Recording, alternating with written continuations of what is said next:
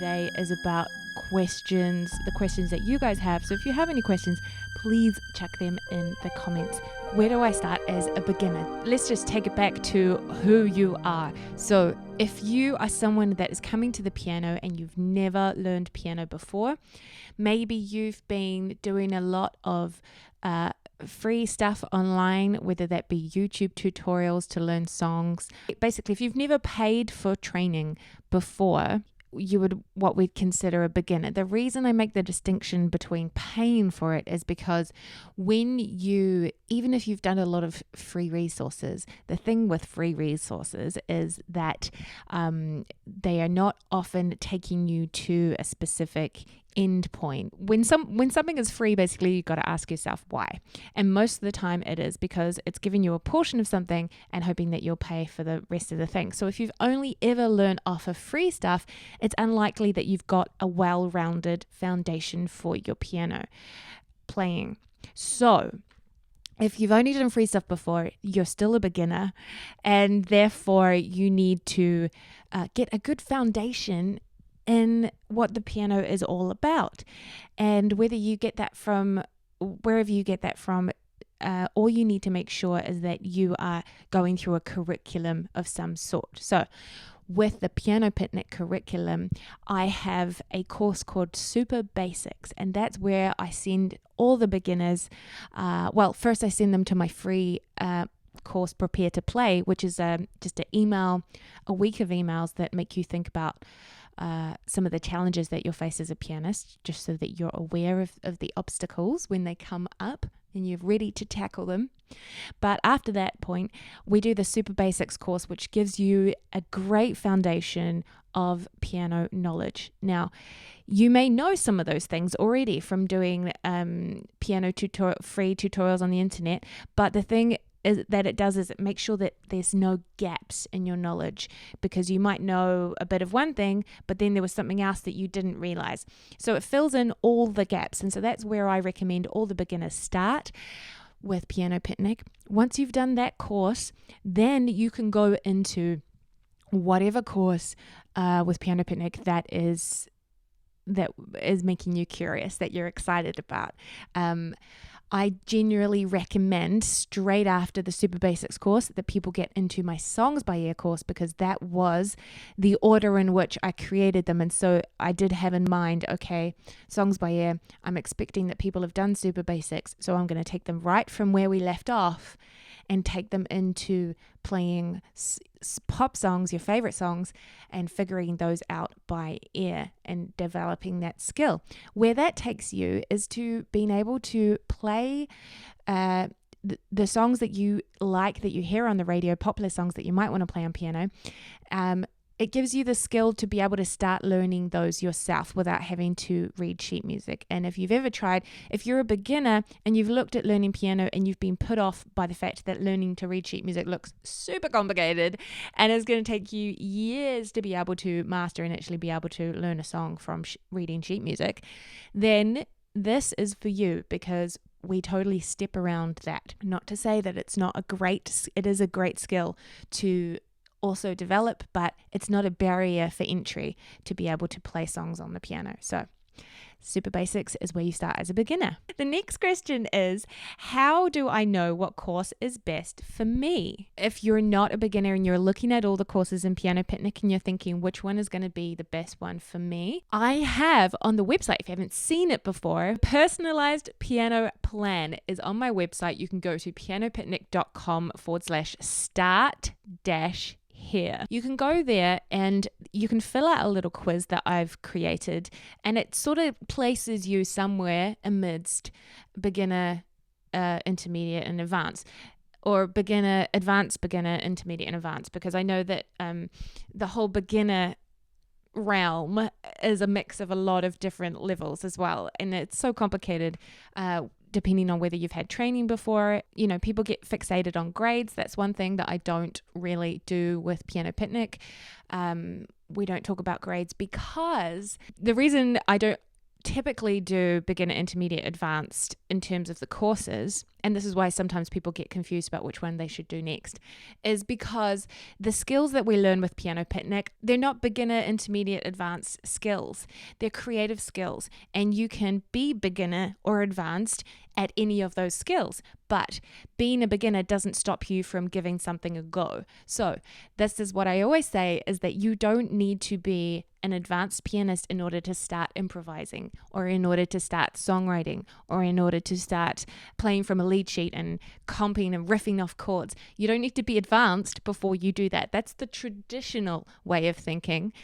But the new enlightened way of thinking is that you can be a beginner at all of those different skills as well. So what I'm saying is that do the piano plan quiz. That will give you some idea of what to do and when. But aside from that, my general advice is, as long as you have your foundations, so you've done the Super Basics course, or you've done some traditional training when you know your basics in terms of the construction of the keyboard and how to do basic things like play a C major scale and those finger techniques, then just go with your curiosity. That's the best advice I can give, because if you want to get to the end, if you want to choose a course and get to the end of it, it's got to be something that you're interested in, right? So go with your curiosity. If you look at all the courses that we offer, and the courses I offer just quickly are playing songs by ear, improvising, peaceful piano improvising at home. So it's a particular type of improvising that is in the vein of like contemporary classical music. We do riffing pro, which is not for pros. It'll make you a riffing pro, so you can riff off of chords on the keyboard. I have loving lead sheets, which is about reading from a lead sheet and playing and being able to riff as well off the basics of just having chord symbols and a melody. All those different creative skills you can start from a beginner perspective. So this one came in from Joseph, who sent this to me via email. Thank you so much, Joe. What's the ideal practice routine? I love this question from Joseph. It's great because I think we can relate a lot. How do you, when you're not following the traditional method of trying to do exams and things like that, which gives you a very, if you have a teacher and you're doing the traditional curriculum, it's very set out for you, your regime for practicing. You need to practice your scales, you need to practice your pieces, you need to practice sight reading, your notation, all these skills that you're going to be tested on in the exam, which is a type of education that I feel is questionable, right? Let's just practice the things that we're going to be tested on. What do we practice when we're not doing that? We're not going to be necessarily doing exams, or maybe you are, but when we're specifically trying to practice for these creative skills, how do we structure a practice? Okay, the best practice routine is the one that you can do consistently. So, not too long, not too short. Okay, so if you're committed, if you're thinking in your head, I have to do an hour long practice, but I don't have an hour, therefore I'm not going to practice. No. It's better that you sit at the keyboard for 10 minutes a day than it is that you put it off and put it off and put it off until you have a whole hour to dedicate. It's based off of an idea called micro training, in that, unsurprisingly, when you do something little every day, it adds up and it's more cumulative progress than if you do a marathon session every now and then. Even if that marathon session ends up being more practice, even if it was double the amount of the daily small practices, it still isn't as effective as the daily practice. So what I'm getting to here is that daily is the point. I think the best practice routine, you need to have a mix of technical practice, technical being playing scales or repertoire that you are trying to perfect, as well as a creative practice. So creative practice meaning improv or playing by ear or comping from a lead sheet or riffing or songwriting. As long as you are doing a little bit of each type, so a little bit of technical, a little bit of creative with each practice, then in my mind that is a good practice. I don't think that you should have to do one of everything every single practice, because that's what holds us back when we go, oh, that's going to take me half an hour. I don't have half an hour, so I won't bother. Just sit at the piano, do one technical thing, one creative thing, depending on what course you're doing or what skill you're working on. or what you're trying to achieve, I think that that is enough. One technical, one creative. So next question, how do I find the time to practice? Let me say, you do not find time. There's no time lying around that's waiting to be found. So the only way to practice is to make the time. And for me, it's, if I have something new that I need to do and I don't have the time for it, I have to think, what do I do that's not really that important to me now that I have this new thing that's important? One of the main things normally is Netflix, how much time we waste watching television each night. Just, I'm not saying don't watch television, but maybe just like, cut it back by 20 minutes. But I have had students who have said that they like to get up earlier and practice in the morning with their coffee. Cool, I like that because it's sort of, you get that sort of meditative advantage. What should I focus on as a beginner, intermediate, or advanced player? No matter what your level, you need to be focusing on your musical knowledge, your technique, and your creativity. So, okay, that's one thing I should add to the practice routine.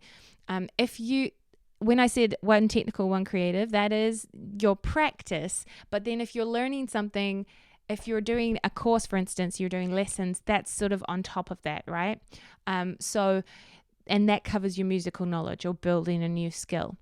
Whatever level you're at, you want to be learning new things about how music works, and you want to be playing that, being able to play it technically. So, for instance, if you are learning how to play the 1-4-5 chord progression, then you want to be able to play that technically, obviously, 1-4-5, yes. Can I play it in different keys? That's a technical practice to be able to play it in different keys, right? And also, can I do creative things with that chord progression? So it's those three elements. You're furthering your musical knowledge, you're practicing the technicalities of putting that into action, and then you're also being creative with it. What can I do with this? Those three elements is what you should focus on no matter what level of pianist you're at. Okay, next question is, how do I get direct feedback? Yes, so this is just one of the ones that I put in here. If you want to get feedback on your playing, unfortunately I can't offer that to the great wide web, but if you are a Piano Picnic student, of course, you can send me a voice message, in particular the Creative Pianist. If you're a member, then that is one of the services that you get as part of your membership. You can log in to the membership. There is a special area. It's called Get Feedback. And you can go in there and you can leave me a voice message. You just click a button, click record. You can leave me a voice message asking me a question or saying I'm up against this and it's really stuck. Or you can even play me the bit that you're talking about. Unfortunately, can only be 90 seconds long, but you can leave multiple messages if you need. And I will listen to those and get back to you. Usually it's I try to do it as soon as possible, but within like 3 days at the most, and give you feedback on whatever it is that you're working on. If you are doing a course and you are doing an exercise and you're like, is this what you meant? Is this what I'm supposed to be doing?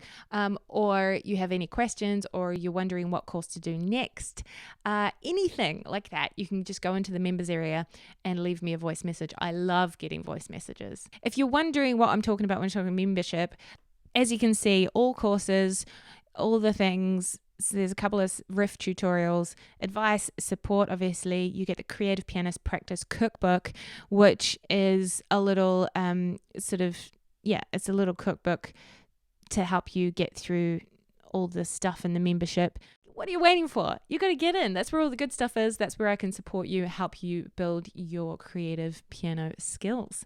I hope you have a wonderful week. Remember to play it like you mean it, and I will see you next time.